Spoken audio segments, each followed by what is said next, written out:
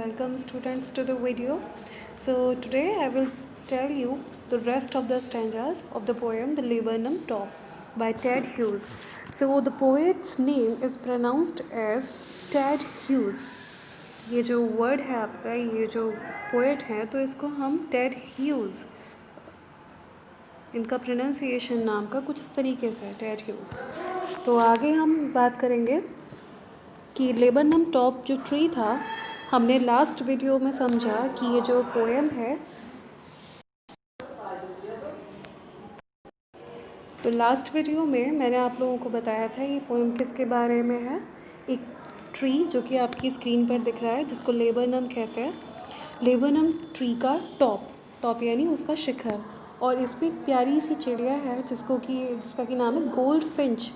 जैसे हमारे यहाँ स्पैरो नाम की जो चिड़िया होती है, जिसे हम गौरैया कहते हैं, आमतौर पर हमारे घर आंगन में वही पाई जाती है, खेलती है वो वहाँ पे। इसी तरह से अमेरिका के नॉर्थ अमेरिका में गोल्ड फिंच नाम की एक छोटी सी प्यारी सी चिड़िया होती है, जिसके भी फर जो होते हैं, जो विंग्स होते हैं, वो पीले कलर के होते हैं।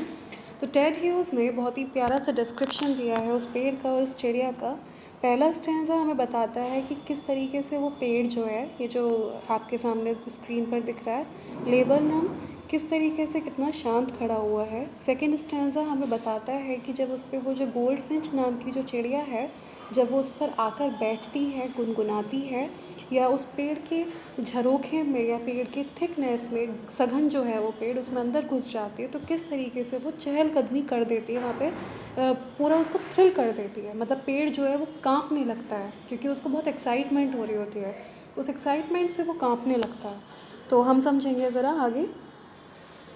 यहाँ तक पढ़ लिया था हम लोगों ने, यहाँ तक पोएम को रिसाइट कर लिया था कि लेबनम टॉप जो है, ट्री जो है, वो किस तरीके से साइलेंट, शांत, स्थिर खड़ा हुआ है उस सितंबर महीने की सूरज की रोशनी में, दोपहर में। और जो उसके जो लीव्स हैं, जो उसके सारे जो सीड्स हैं, यानी कि बीज हैं, वो सब गिर चुके हैं, फल फ्रूट, और उसके ऊपर जो येलो कलर की लीव्स हैं वो आ चुकी हैं। अब आगे पढ़ते हैं। स्टैंजा आता है यहाँ से, The goldfinch, till the goldfinch comes with a twitching chirp, a suddenness, a startlement at a branch end. Then sleek as a lizard and alert and abrupt, she enters the thickness and a machine starts up of chitterings and a tremor of wings and trillings. The whole tree trembles and thrills. It is the engine of her family. She stokes its full, then flirts out to a branch end, showing her barred face identity mask. तो पहले हम till से लेके और trillings तक and करेंगे। अब क्या होता है कि उस पेड़ पर वो आ जाती है, पेड़ पर चिड़िया आती है।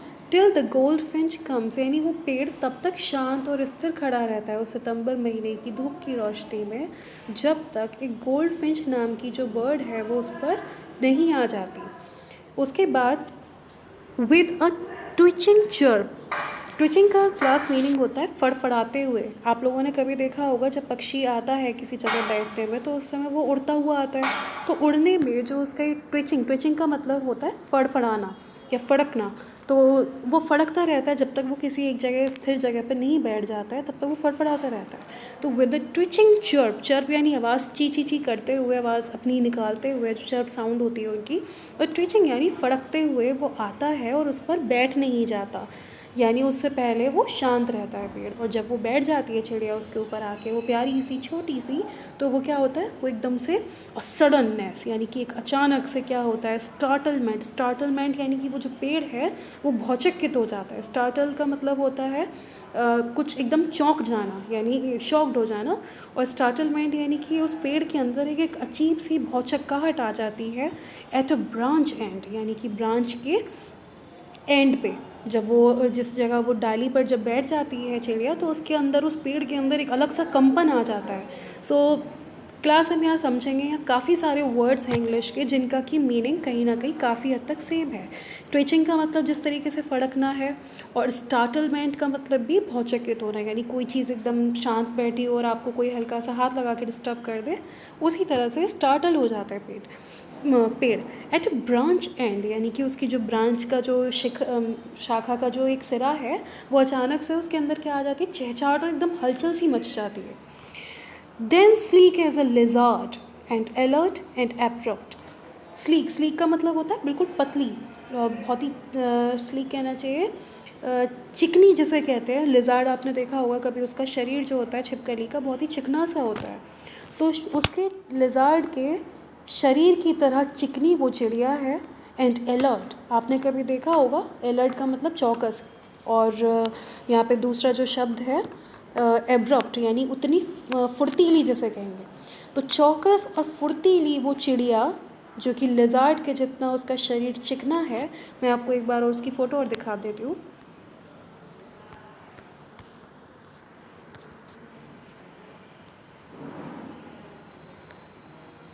देखिए कितना प्यारा सा, कितनी सुंदर सी ये चिकनी सी चिड़िया है, कितनी प्यारी लग रही है ये पीले कलर की.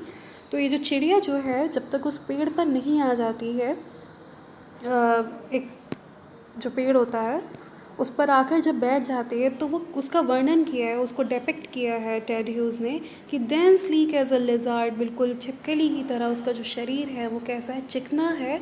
एंड अलर्ट, जिस तरीके से छिपकली कभी कोई मक्खी आ जाए या किसी मॉस्किटो को बाइट करने के लिए बिल्कुल अलर्ट रहती है, यानी कि चौकस रहती है और एकदम से झपट्टा मारती है उस पर, उसी तरह से वो चौकस है. एंड एब्रप्ट यानी फुर्तीली है. She enters the thickness and a machine starts up. एक तरीके से वो मशीन को स्टार्ट करती है.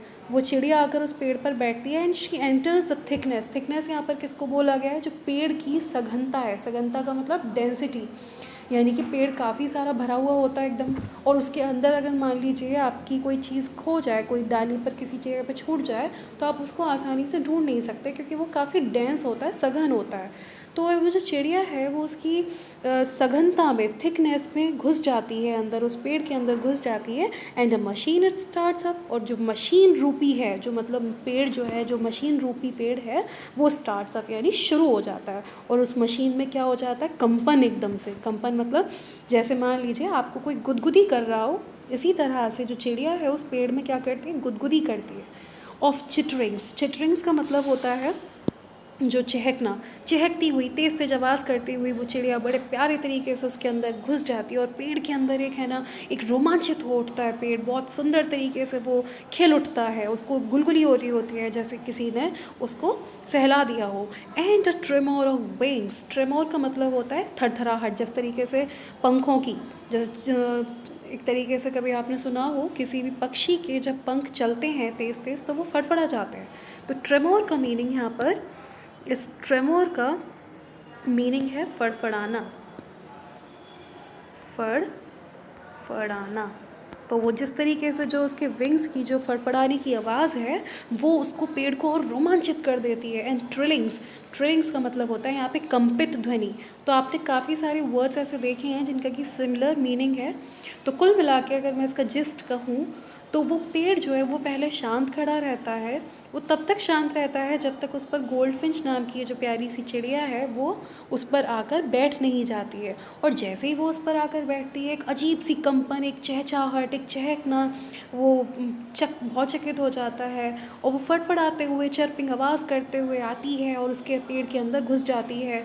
और वो पेड़ को इतना एक्साइटेड हो जाता है, वो पेड़ रोमांचित हो उठता है और उसके अंदर बहुत चहचहाने लगता है एक तरीके से, और रोमांचित हो उठता है, बहुत ही उसको एक्साइटमेंट फील होता है. तो जिस तरीके से किसी मशीन में ईंधन डालने के बाद वो चलने लगती है, इसी तरीके से मानो उस पेड़ में कोई तेल डाल दिया हो और वो एकदम से कंपन शुरू कर देता है मशीन की भांति.